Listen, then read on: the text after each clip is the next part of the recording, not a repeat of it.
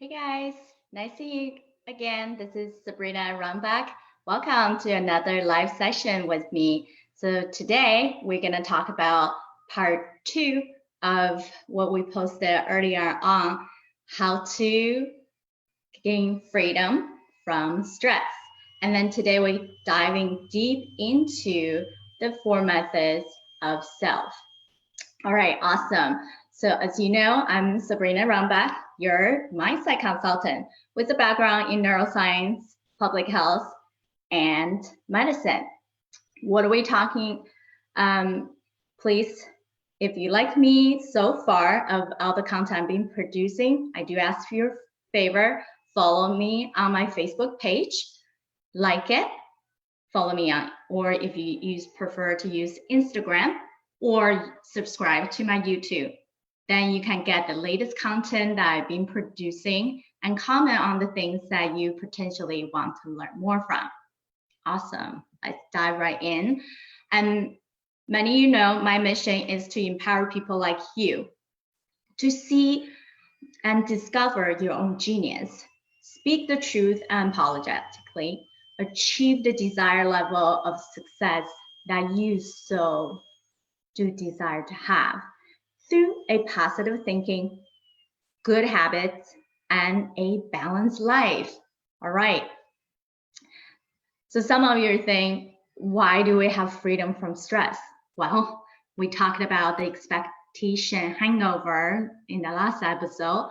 So really truly two components, all the things other people expected us, right? Things we have to do to achieve, and things that we expected ourselves.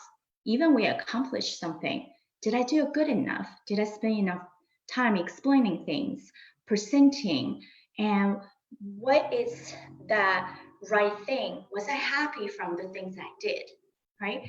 And anxiety and stress cause not only physical illnesses, but also mental illnesses. Common things are generalized anxiety disorder, phobia, things that you fear that's that's not actually going to cause you harm, and translate into the physical hair loss, abdominal that pain and gnawing sensation you always have when a big project or presentation comes in.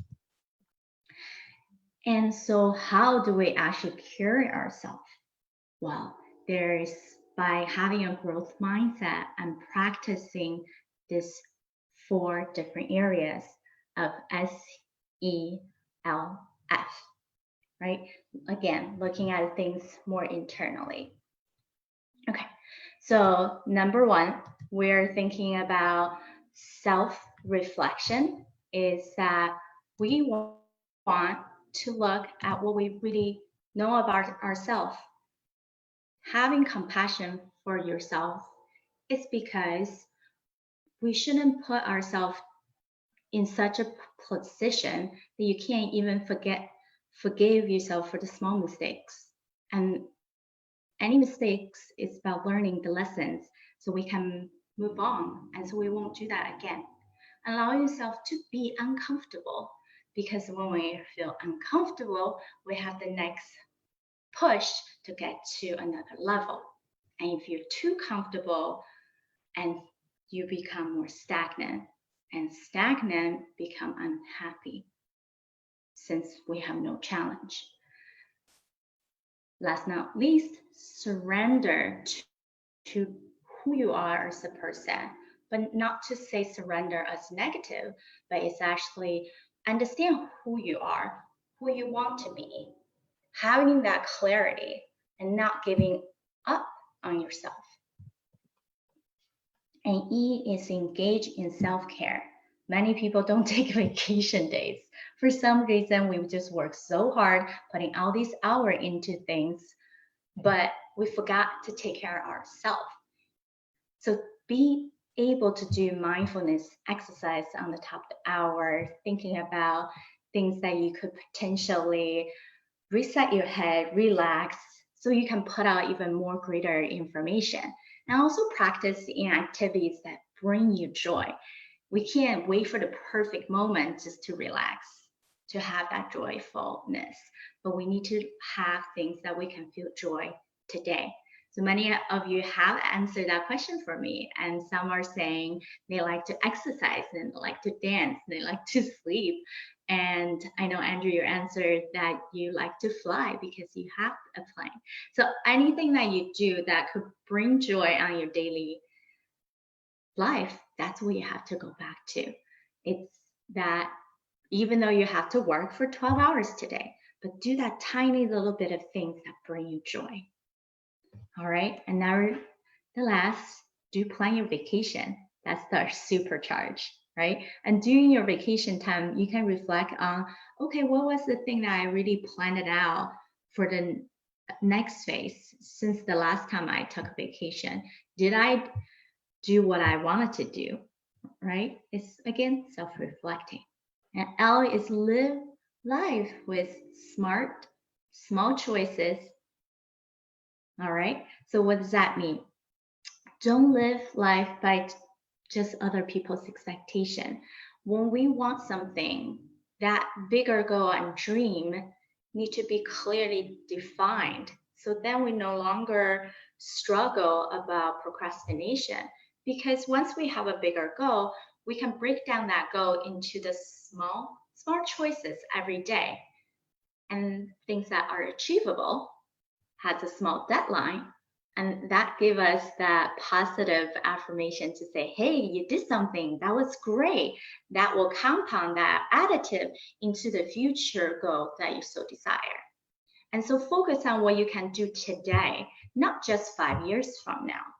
Because some of us get discouraged when the goal is too big and you think it's all great and all, but at some point in the back of your head, you thought it's unachievable.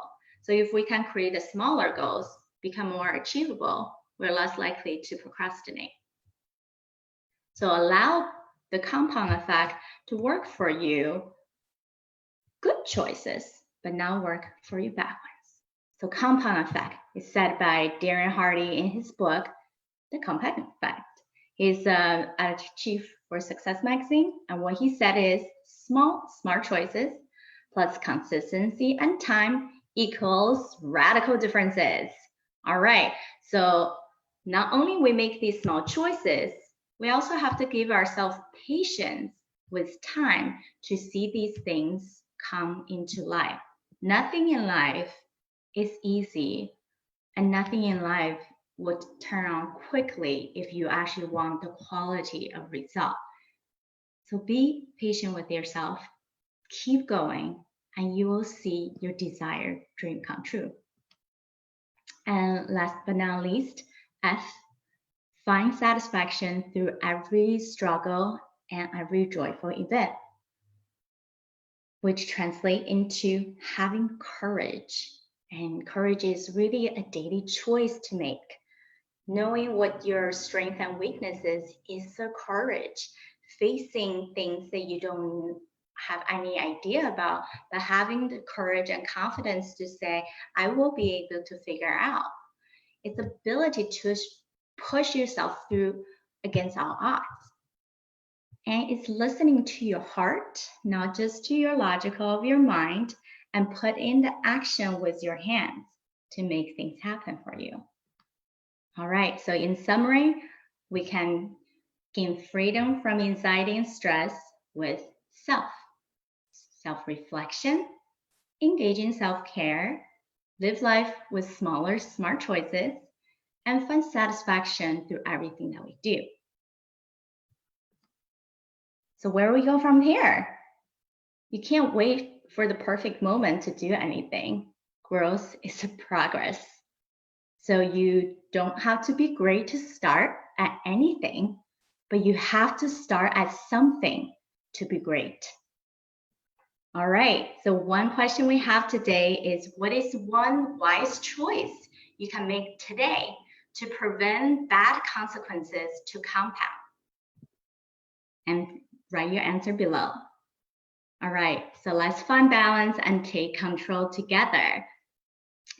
Go back to my mission of being positive, thinking, good habits, all right? And then hopefully today's habit that you can build is with self, and find that true balance that you so desire.